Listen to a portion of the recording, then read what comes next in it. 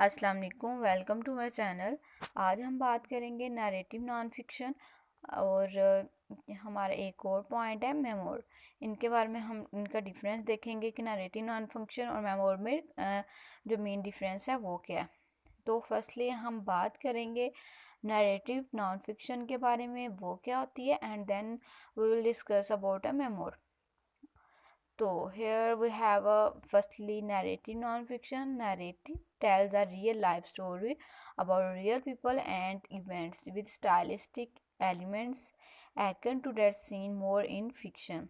कि जो narrative non fiction है वो हम उसमें हमारे पास क्या होता है, रियल लाइफ स्टोरी होती है, रियल पीपल होते हैं और स्टाइलिस्टिक एलिमेंट्स होते हैं।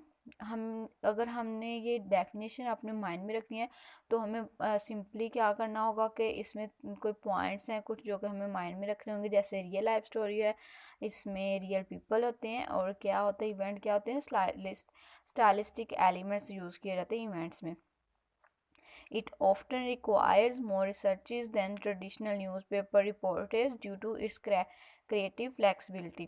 कि इसमें क्या होता है, मोर रिसर्चेज होती है जो कि ट्रेडिशनल न्यूज़पेपर जैसे कि रिपोर्टेज वगैरह में की जाती है, वैसे इसमें भी ज़्यादा रिसर्च की जाती है। एंड इस जब हम ये रिसर्च करते हैं तो इससे क्या होती है, हमारी क्रिएटिव फ्लेक्सिबिलिटी हो जाती है।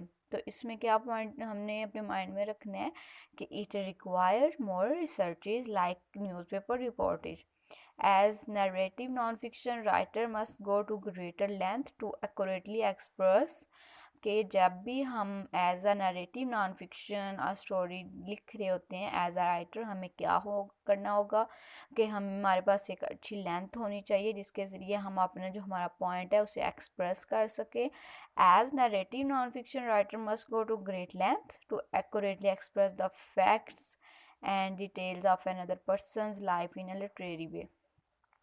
ये जो हमारा पॉइंट है ये बहुत अच्छा पॉइंट है जो कि हमें बता रहा है कि हमारी ओवरऑल जो नॉन फिक्शन जो हम स्टोरी होती है या नॉन फिक्शन राइटर, हमें क्या करना होगा, एक हमारे पास अच्छी लेंथ होना चाहिए जिसके ज़रिए क्या करें हम जो भी हमारी ट्रू स्टोरी, जो भी हमारे फैक्ट्स हैं वो डिटेल के साथ ना जो दूसरा पर्सन जिसके बारे में हम बात कर रहे हैं उसकी लाइफ के बारे में अच्छे से हम एक्सप्रेस कर सकें, उनको एक्सप्लोर कर सकें और ताकि नेक्स्ट पर्सन सही से अंडरस्टैंड कर सके। तो ये हमारा नरेटिव नॉन फिक्शन में आ जाएगा। तो यहाँ पे हमने क्या किया, हमारे पास कुछ मेन पॉइंट्स हैं जो कि हमारे नरेटिव नॉन फिक्शन में प्रेजेंट करते हैं। Like we have a real life story, we have real people, we have more research like news reportage, we have a great writer, we have a great length to express all the facts, and we have to express all the facts with details if we want to know more about another person's life। यहाँ हो गया हमारा narrative non fiction. अब हम बात करेंगे अपने दूसरे पॉइंट की जो कि क्या है, memoir। Memoir क्या, a memoir is a first person account of your life story, focusing on elements like personal experience, intimacy and emotional truth। इसमें क्या होता है कि हम एज अ फर्स्ट पर्सन हम किसी भी मतलब बंदे की जो लाइफ की स्टोरी है उसको रिप्रेजेंट करते हैं। इसमें हमारा वन जो मेन पॉइंट हो गया, first person account of life and another point focusing on element like personal experience. And दूसरा पॉइंट हमारे पास क्या है कि हम पर्सनल एक्सपीरियंस के थ्रू जो भी हमारी लाइफ में पर्सनली हुआ होता है उसे हम इसमें प्रेजेंट करते हैं। एंड उसमें क्या हम एडअप करते हैं इमोशनल ट्रूथ, कि जब भी हम मेमोर के बारे में बता रहे होते हैं तो उसमें हमारे पास इमोशनल ट्रूथ होने चाहिए कि इमोशनली जो भी हमने बात किया ट्रूथ बेस होनी चाहिए। And memoir writers must re-examine their own experience, not just retell personal stories। कि जब हम एज अ मेमोर राइटर जब भी हम कोई बात लिख रहे होते हैं तो हम सिर्फ ये नहीं करते कि जो भी नेक्स्ट पर्सन ने बात कर दी उसी को लेकर हम we have to re-examine their own experiences and we not just retail personal stories। हमें पर्सनल स्टोरी नहीं ऐड करनी चाहिए, हमें दूसरे पर्सन की जो स्टोरी जो बात हम लिख रहे हैं उसे री-एग्जामिन करना होगा। ये हमारा मेमोर होगा। And nextly we have some more points which represent memoir। writing a memo requires a narrative thread that ties your personal experience together. जब भी हम मेमोर लिख रहे होते हैं तो हमें हमारे पास जैसे नैरेटिव स्टोरी हम लिख रहे होते हैं उसकी तरह हमारे पास एक टाइज होना चाहिए जिसके ज़रिए आप अपने जो पर्सनल एक्सपीरियंस हैं उन्हें इकट्ठा लिख सकें, allowing you to view your personal story through a critical lens.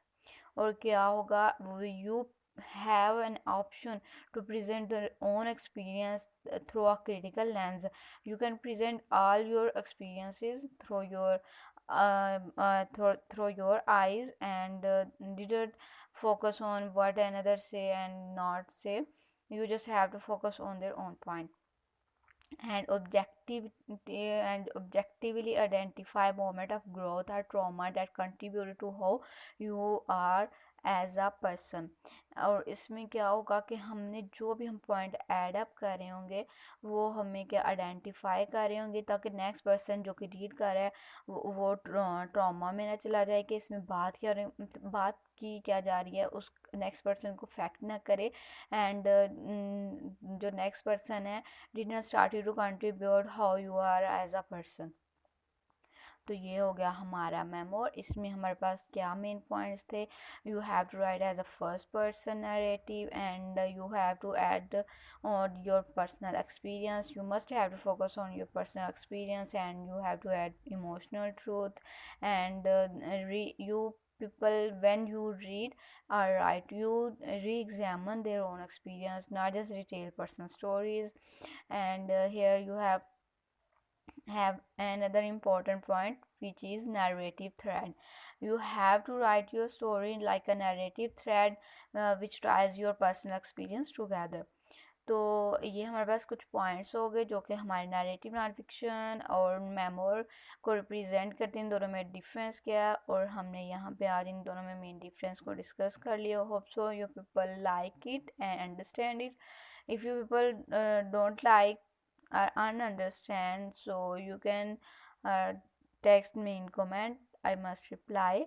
लेकिन उससे पहले प्लीज़ लाइक सब्सक्राइब और शेयर करना मत भूलिएगा और बेल आइकन को दबाना भी मत भूलिएगा ताकि आपको मेरी हर नई अपडेट मिल सके. Thank you so much for watching.